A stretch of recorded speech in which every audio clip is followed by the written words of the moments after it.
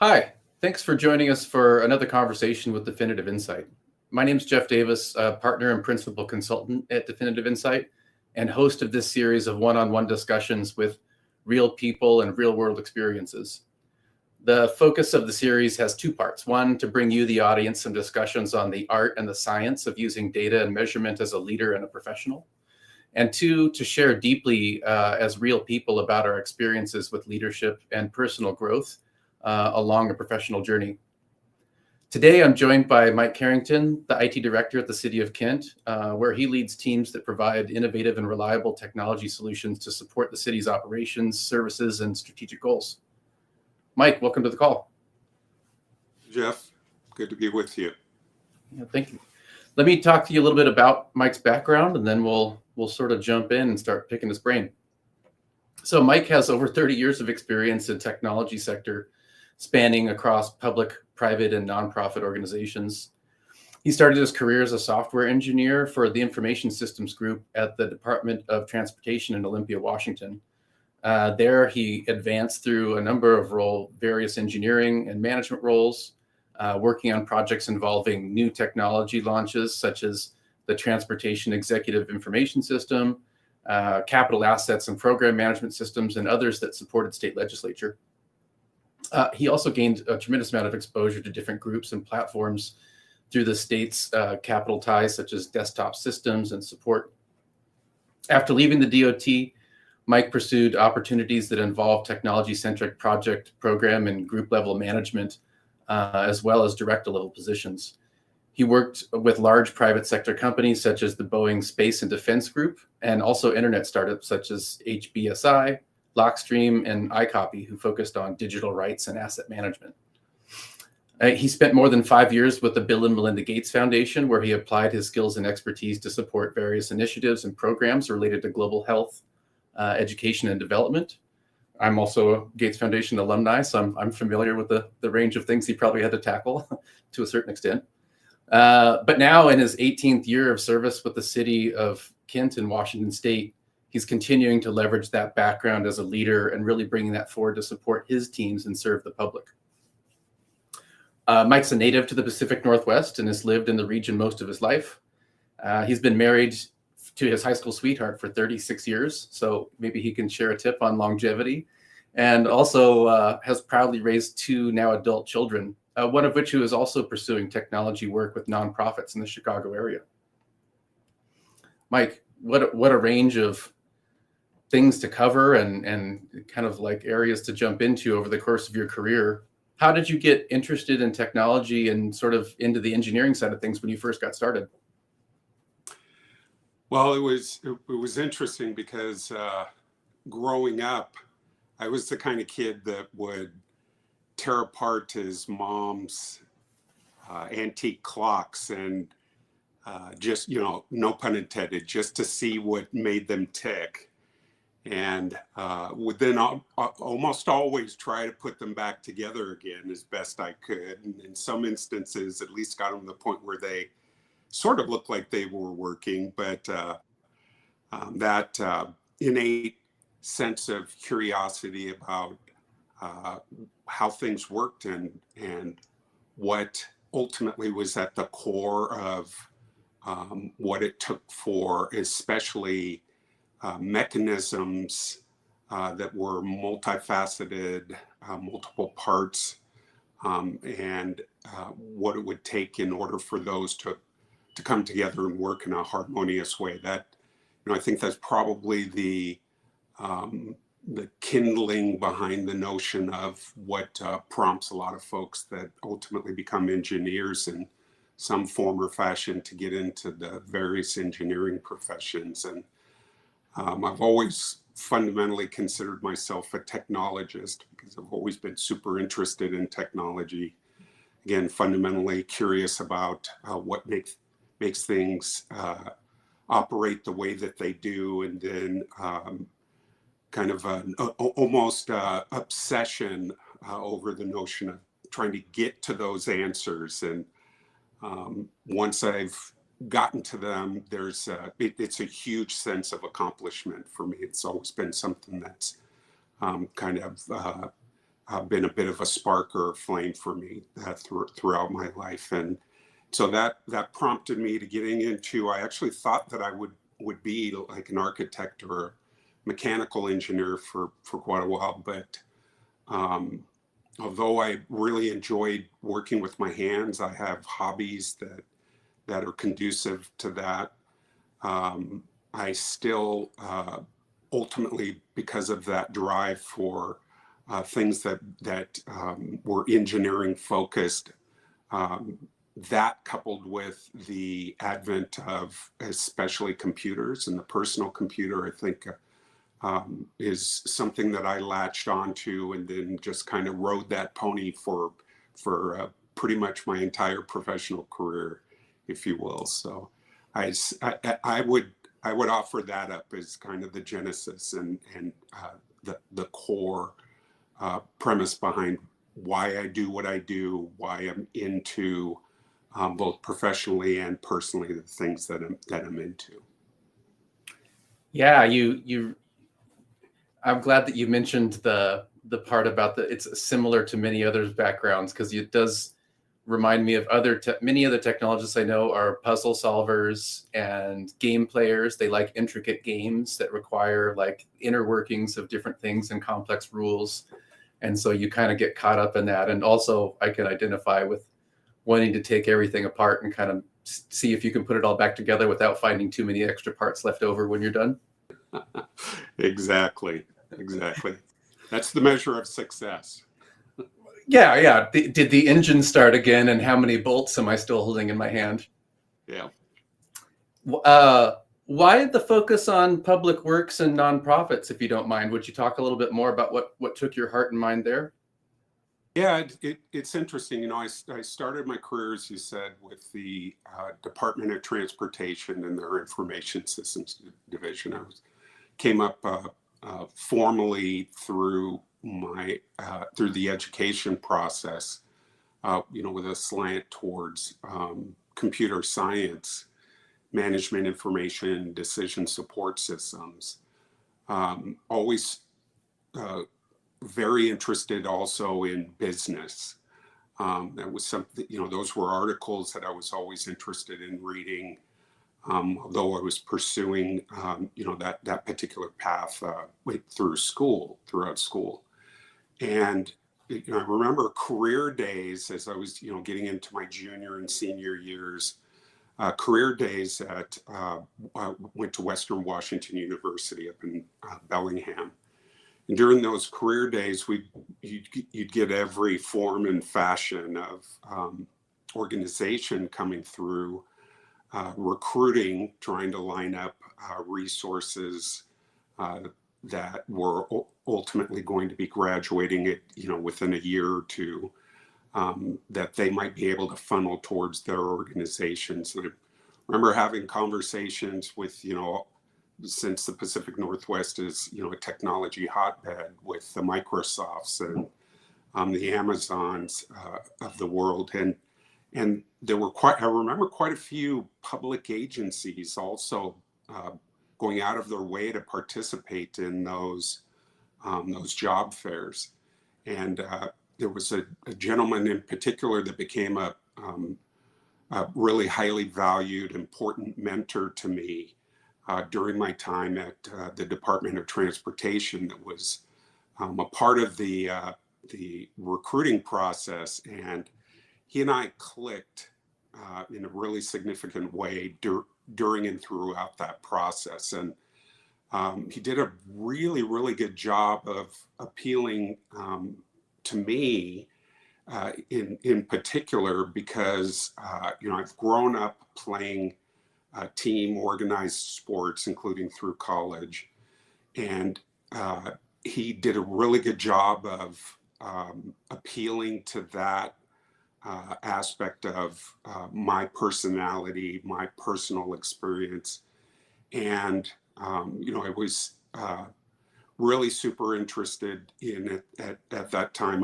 I thought that I'd be a software engineer pretty much, you know, for my entire life. I was literally that committed to it, and that engaged and enthralled by the software engineering profession and the activities associated with it. But he did a really good job of appealing to the team orientation of not only their organization, but the way that they approached problem solving at the Department of Transportation. And that resonated with me. So that that proved to be a hook and got me into the public sector. You know, I was with DOT for 5-6 years, roughly, and still being young at that point in time. And the advent of, you know, the internet was ringing loud and clear in just about every nook, cranny and corner of every organization, no matter what sector it was a part of.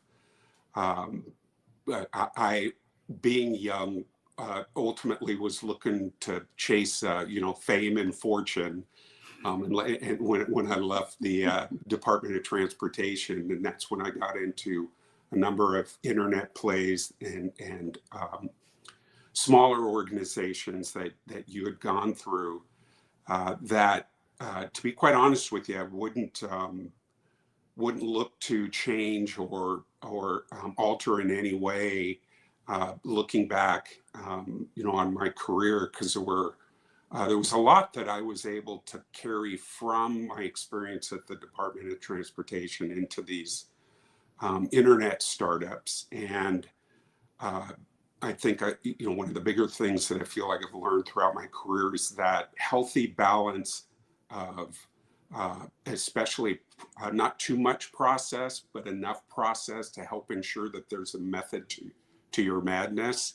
And that the notion of chance favoring the prepared mind is one of my favorite sayings. So the rigor and discipline that I learned in the public sector at the Department of Transportation boded well for my experiences in the public and nonprofit sector, and ultimately was a draw for me back into the public sector after I, you know, had gotten my feet wet, cut my teeth in private and nonprofit, and then all things being considered, ultimately came to the realization that being able to be a part of a constructive team was something that was incredibly important to me. And then being able to give back to a worthy cause, or all that work to be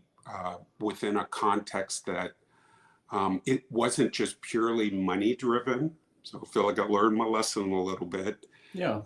Again, is what really appealed to me when, you know, I started looking for other opportunities, and the IT director position came open with the city of Kent. So that's kind of how it came full circle.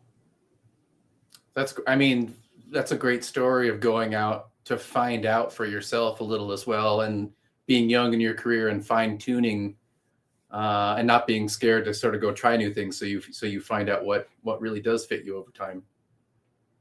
Yeah, and it, you know, to that point, Jeff, it's something that I would encourage, especially younger folks getting into tech-oriented professions. Don't be afraid to take that kind of chance, to make sure that one day when you're sitting in your rocking chair, sipping on a beer or a beverage of choice, that you, and reminiscing and looking back, that you don't feel a sense of woulda, coulda, shoulda, wished I had.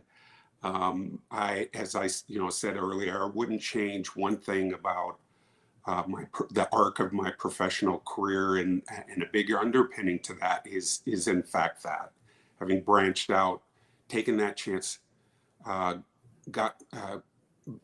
putting myself into a position where I could actually live those situations, not just read about them, hear about them, or imagine them.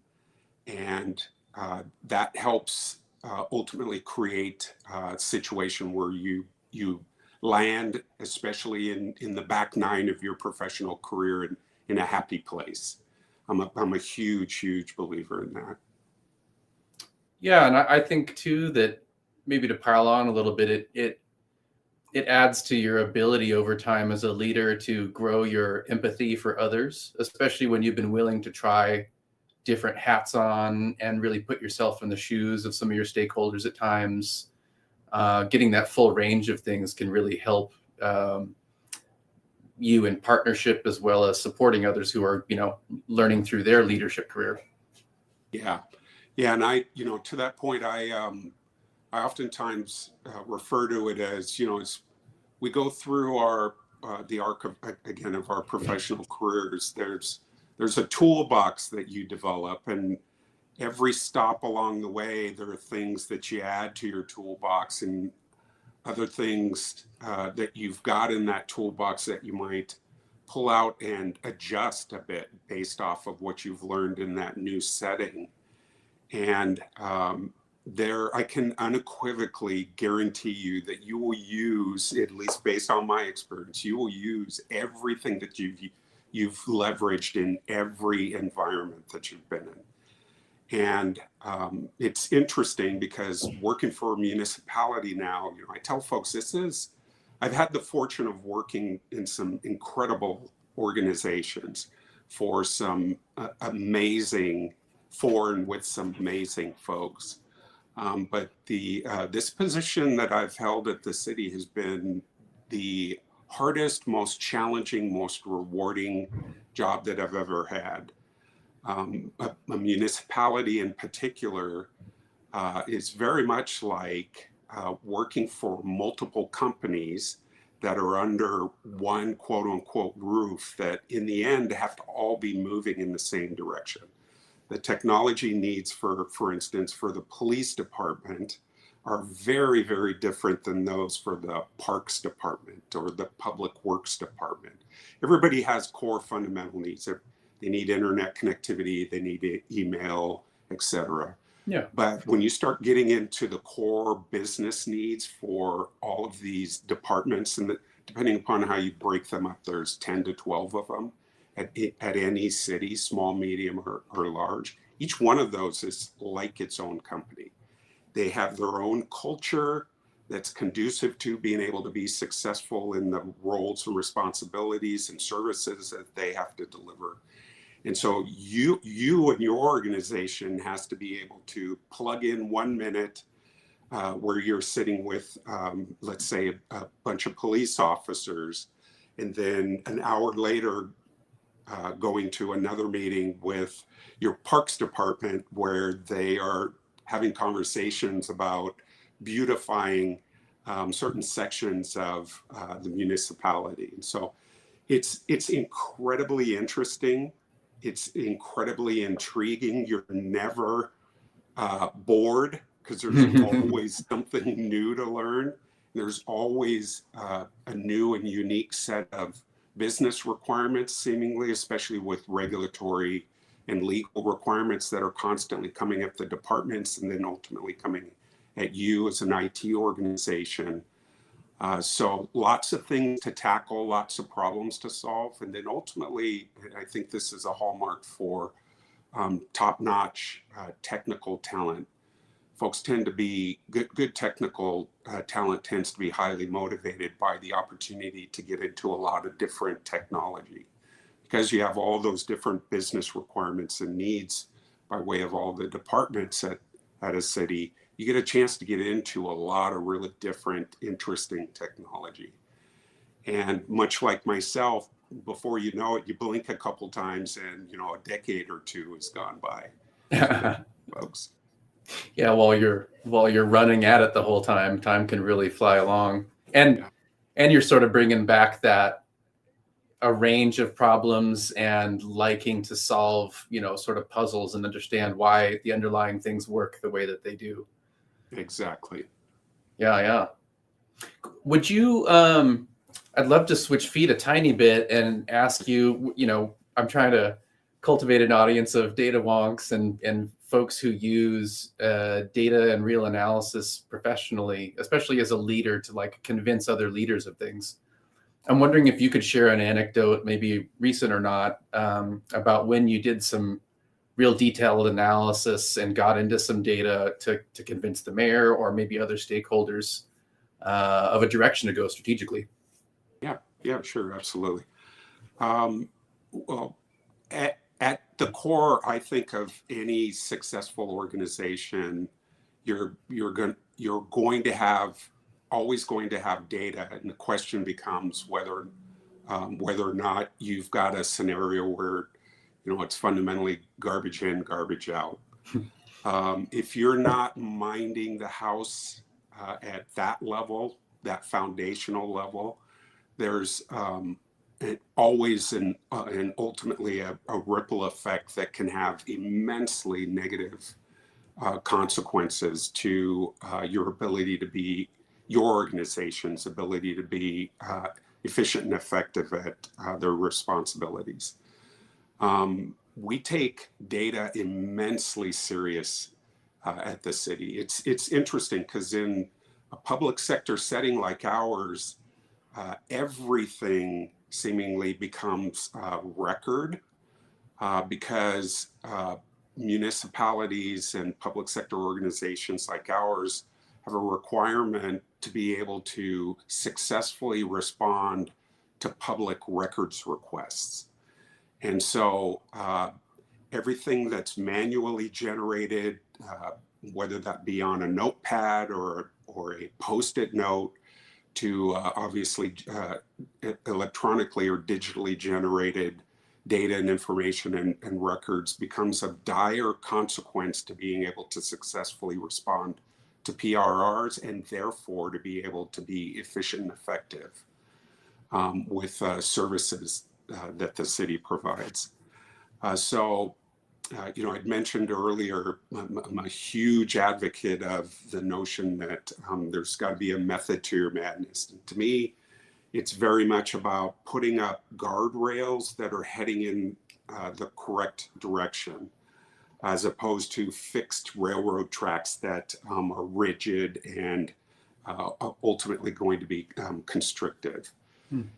Now, within those guardrails, our expectation is that you can bounce around a bit, but we have to make sure that we're heading in the proper direction, the correct direction. That's both the IT department as well as the users and customers and service providers in the various departments that we provide IT services for.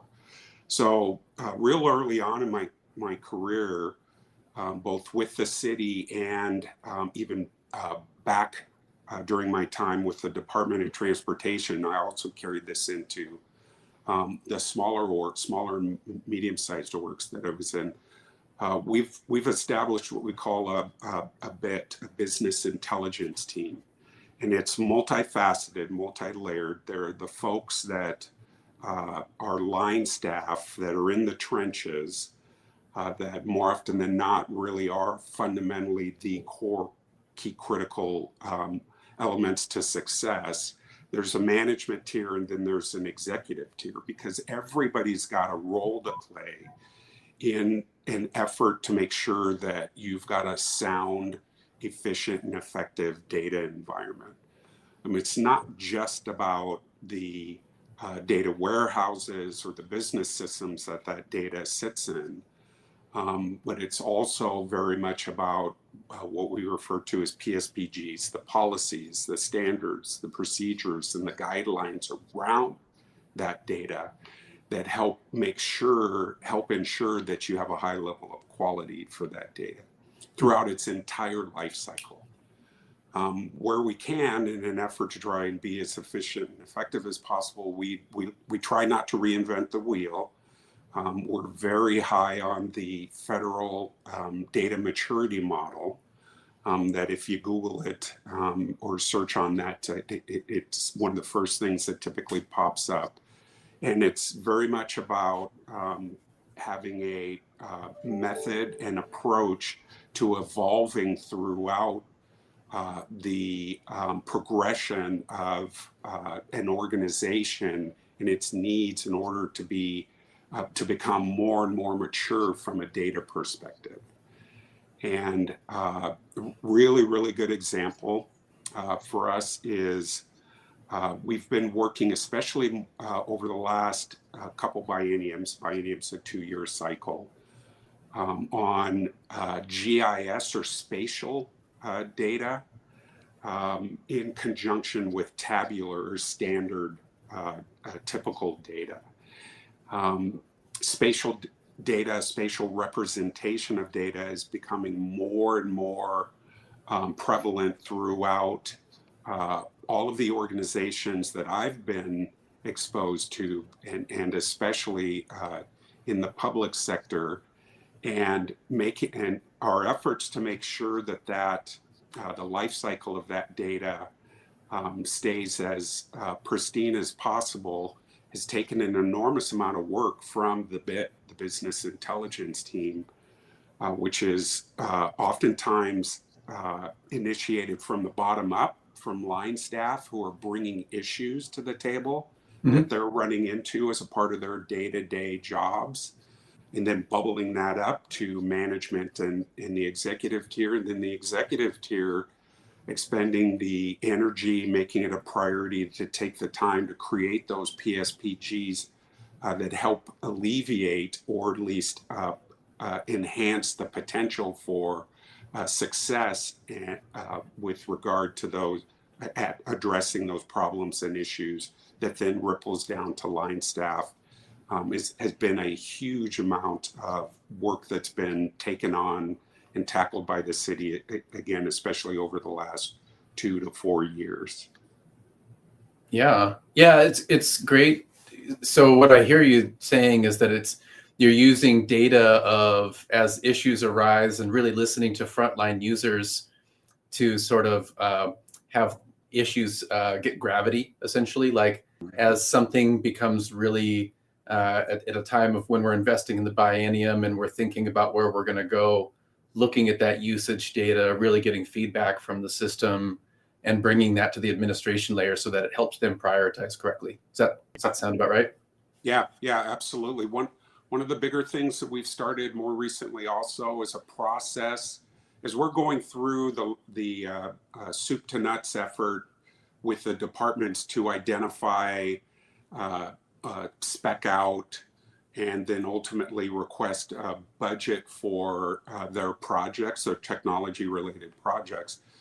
We've started engaging in what we call an HVB, or have, buy, build process with them, where we're first looking at with them, does the city already have something that looks like or sounds like, based on conversation and collaboration that goes on with the departments, that would already meet their needs, right? If not all of them, at least the core must-have business requirements that they have.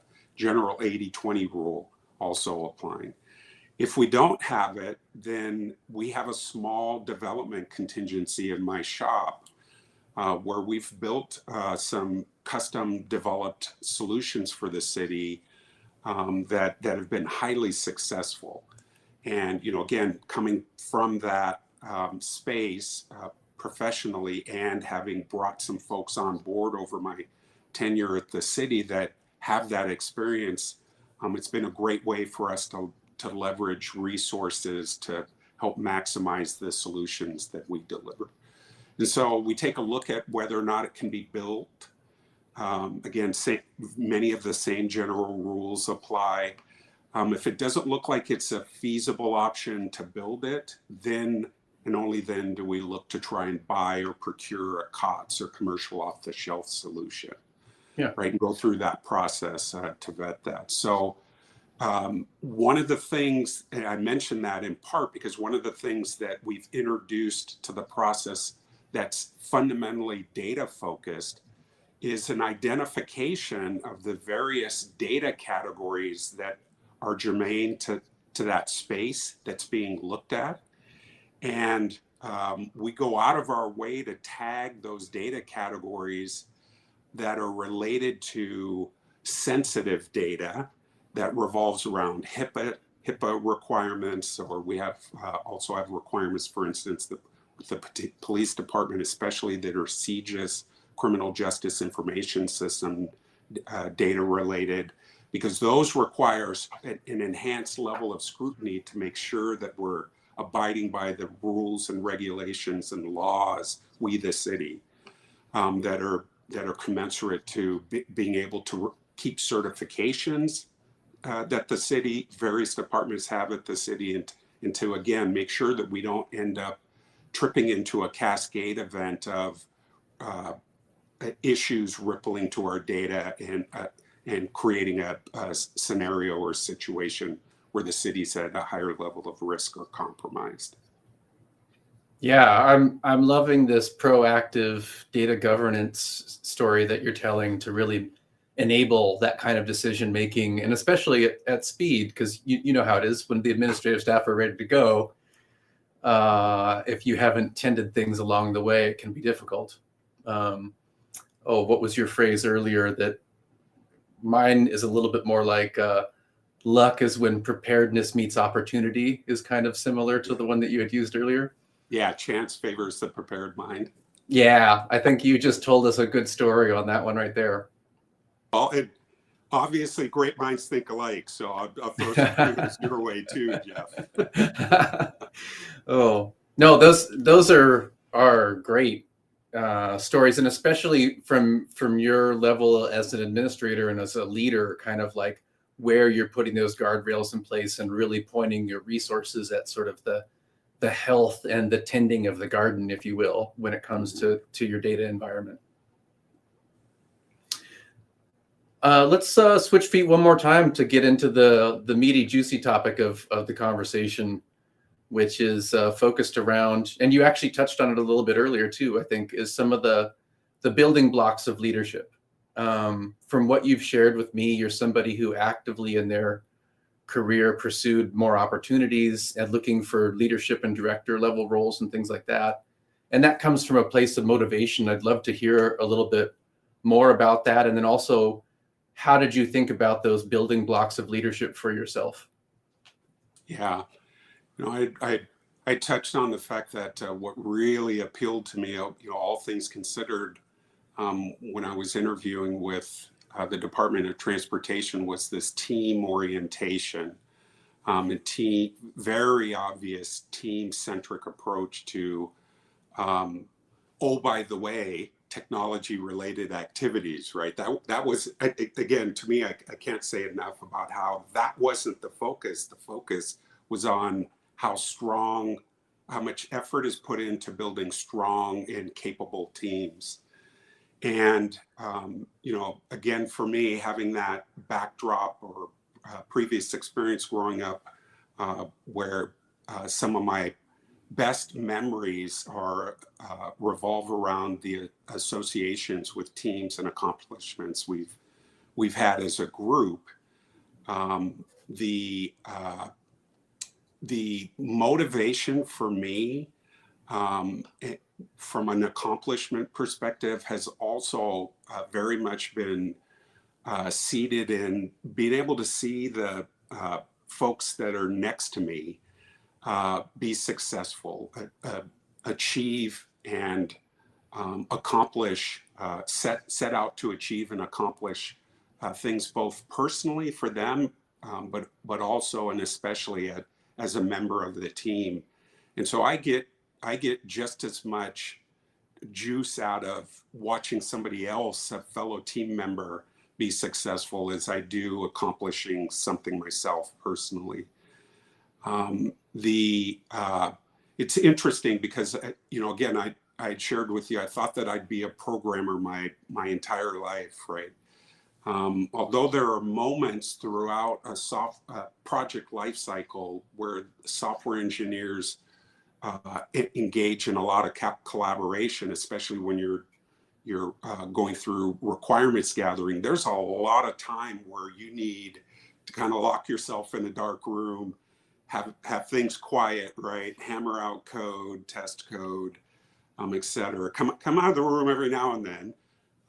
But as I got more and more exposure to that, it actually helped me realize that what was more appealing to me were the positions within the technology field where there was a more fundamental responsibility and activity that was associated with engagement with the team and with customers.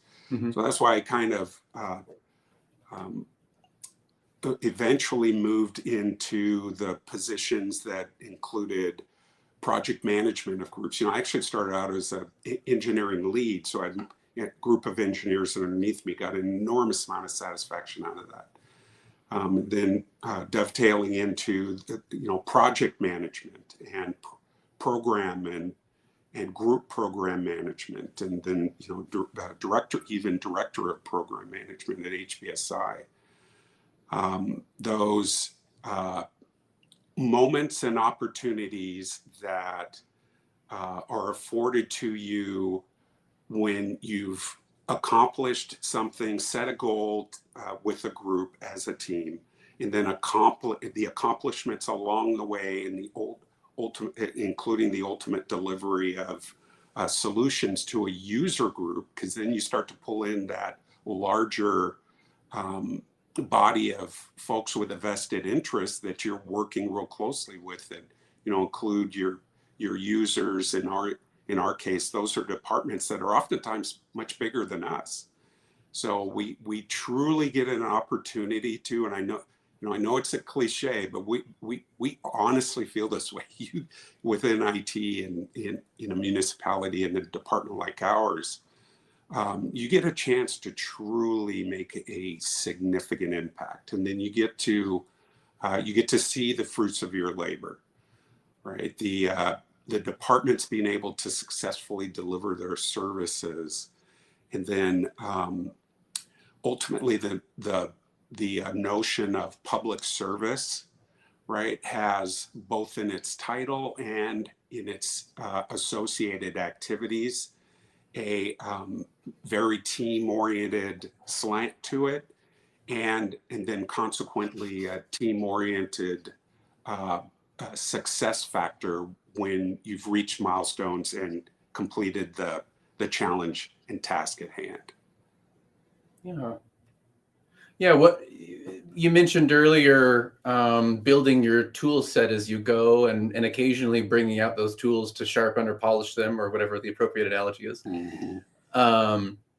What would you say you think about? And I know individuals are different, and we want to be responsible to their experiences and where they're coming from. But somebody who's now like an engineer who's jumping into a manager's role, what tools do you start with first? What are you thinking about sort of in helping them get their building blocks right?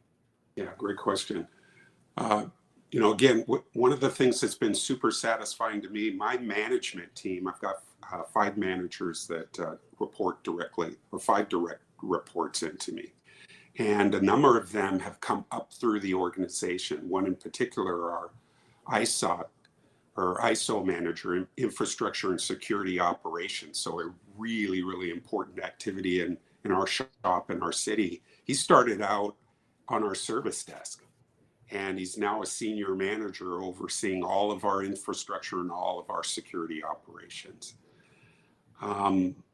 And so the folks being able to come up through the organization that way is an incredibly positive and rewarding experience. I was just in some meetings this past week where James is his name. James and I were talking about some of the artifacts that I had introduced to the organization, to the organization originally, and then him ultimately as he started slotting into more leadership roles that we refer to as the Big 5.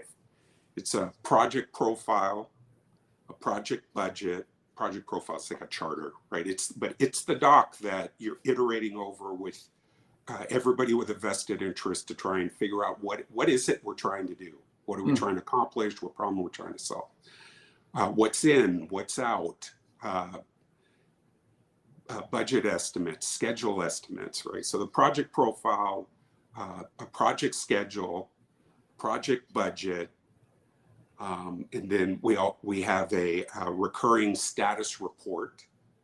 And then the 5th category is almost a catch-all because there are a bunch of different things that can be a part of it. But depending upon the nature of the problem and the project that's coming together, that could include things like a business requirements document or software requirements document, security requirements documents, things that, again, try to help ensure that they're the guardrails to try and help ensure we're heading in the right direction.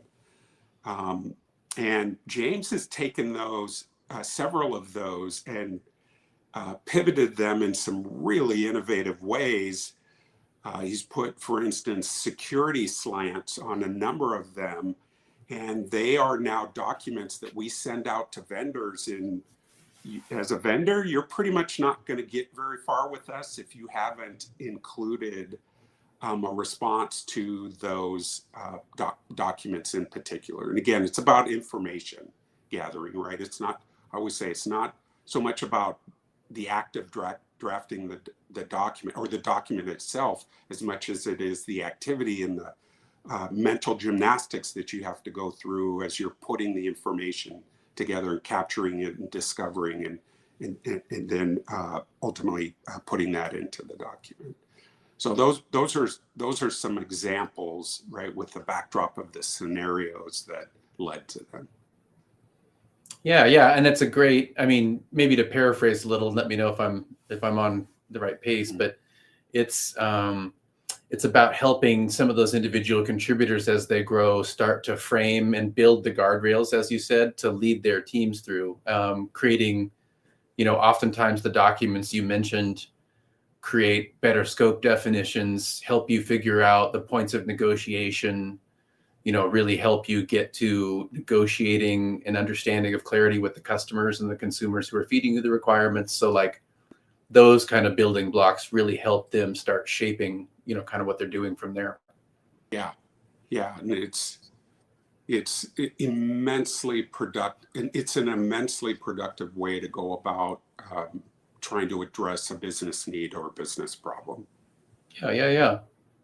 How do you think about when you're supporting or leading somebody with almost equal years of experience? They're just in a different role, somebody who's a little bit further along in their career. It's interesting because especially as you move from the technical side of an IT shop or the house to the hard skills, to the soft skills and the more interpersonal related aspects of an IT department, you start to get into oftentimes things that are left brain, right brain, that require you hope to both have personal skills and experience that you can fall back on, as well as folks that you can lean on that in some instances might be line staff that are on the org chart below you, or peers, or even potentially folks, like executives that are above you, that you would hope and ultimately learn you become critically dependent on being able to lean on. The positions that we've got in the IT department, we've got over my first 5 to 10 years at the city, we expended a lot of energy in an effort to put together what, for lack of a better term, we call beginner, intermediate, and advanced positions. And those are roles, right, with their respective responsibilities that look to, among other things, not only appropriately address our ability to provide the services that we do, but also to be able to appeal to staff and talent that you have either recently brought in to your organization or have along the full spectrum have been in your organization for quite a while. So it's fundamentally everything boils down to the lowest common denominator being a person, right? That person has motivators and demotivators, right?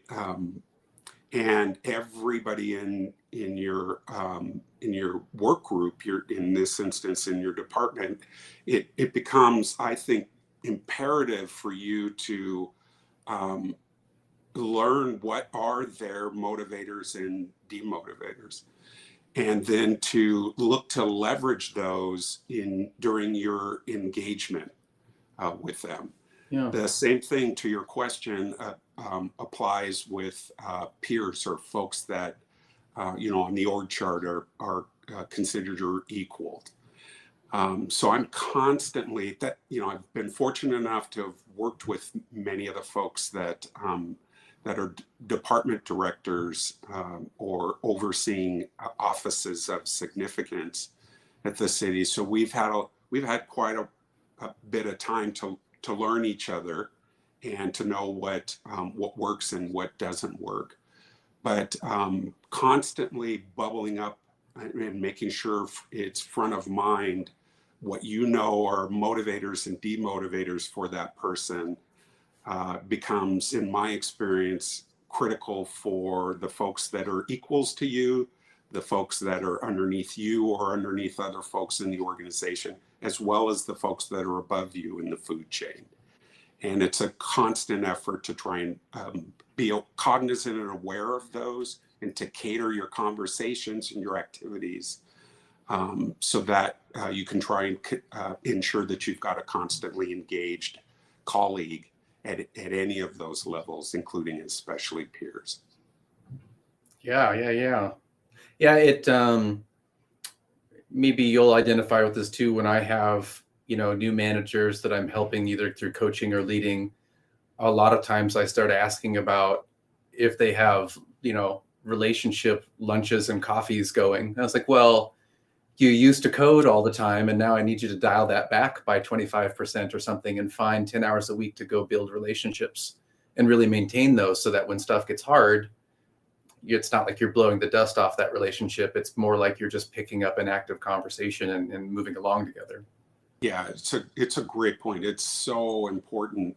I'm smirking a little bit because we talk about those as not only ad hoc opportunities, right? You gotta take them when you can. You got to take those opportunities when you can. But we also go out of our way to establish, again, we're trying to have a method to our madness. We've established a set of meetings and with respective titles and groups that are really first and foremost opportunities for us to try and force a setting where we can engage. Mm-hmm. Some examples of that: we have a group we call the technology steering team. And there's a core set of employees that are a part of that, but they can and always do look to bring others in depending upon what the agenda and the topics of importance and interest are. We have a project steering team, technology steering team. We have a technology action board that's focused on the executive tier, the executive leadership team that I'm a member of, that reports into the mayor. We've got our CAO is the chair of that tab, that group. I'm the co-chair. The mayor and the finance director sit on that team, but we're constantly bringing other department heads and their respective staff into those settings in an effort to force an opportunity to engage, right? Because lots of times what will happen is we all get super busy, and those kinds of conversations don't see the day of light, aren't provided the opportunity to take place. So not only should you, I think, look to have those ad hoc, but also have some cadence that folks can get used to and get comfortable with, that they know provides an opportunity for the reciprocal, for them to initiate something, as opposed to us always having to initiate. Yeah, and it's leaning into your coaching earlier on just enough process. without burdening it, but keeping us in a regular sequence of things, maintaining those relationships, keeping them apprised of, status, so nothing seems like it goes too long, especially on big capital projects over the course of a year or more for the city. Yeah. That was really great. Thanks for sharing some of the insights around that, Mike. My pleasure.